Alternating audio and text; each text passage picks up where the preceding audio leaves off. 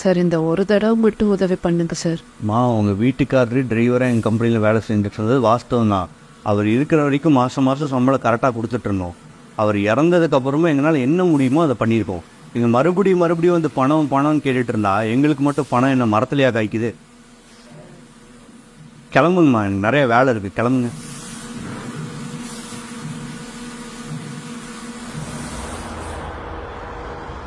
Sir வணக்கம். வணக்கம். நல்லா இருக்கீங்களா? நல்லா எங்கேம்மா இவ்வளோ தூரம்?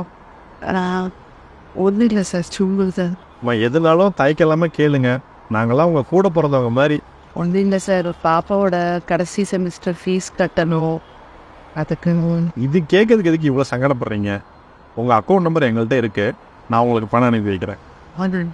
வேறு எதுனாலும் எப்போனாலும் தயக்கம் இல்லாமல் கேளுங்க, சரிங்களா? வாங்கப்பா. என்னப்பா அந்த டிரைவர் சம்சாரத்துக்கிட்ட பேசிகிட்டு இருந்து ஏற்றிருக்கு? ஆமாப்பா, ஆஃபீஸ் அக்கௌண்ட் வந்து அவங்களுக்கு ஒரு 20,000 பணம் அனுப்பிடு. அவங்க பாப்பாவோட காலேஜுக்கு கடைசி செமஸ்டர் ஃபீஸ் கட்டணுமாம்மா, அதான் கேட்டாங்க, அனுப்பிடுப்பா. இப்படியே எல்லாத்துக்கும் கொடுத்துட்டு இருந்தோம்னு நம்ம ஒன்றுமில்லாமல் ஆயிரும். நீங்கள் தப்பாக புரிஞ்சுக்கிறேன்.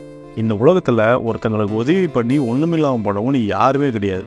இங்கே கஷ்டப்பட்டு உழைக்கிற எல்லாருமே பெரிய பணக்காரனாகிறது கிடையாது. ஒரு சிலவங்களுக்கு மட்டும்தான் கடவுள் நிறைய பணத்தை கொடுக்குறான். அப்படி பணத்தை கொடுக்கும்போதே கூடவே ஒரு பொறுப்பையும் கொடுக்குறான். அது என்னன்னா, அவனை சுற்றி இருக்கிற முடியாத கஷ்டப்படுற மக்களுக்கு உதவி செய்யணும் அப்படிங்கிற பொறுப்பு. ஆனால் இங்கே பணம் வச்சுக்க நிறைய பேர் அந்த பொறுப்பை தட்டி கழிச்சிட்றாங்க. ஒரு விஷயத்த நல்லா மனசில் வச்சுக்கோ, எந்த ஒன்றையும் நம்ம கொடுக்க அது 2 மடங்காக திரும்ப நம்மள்கிட்ட வந்து சேரும். இதுதான் இந்த பிரபஞ்சத்தோட விதி.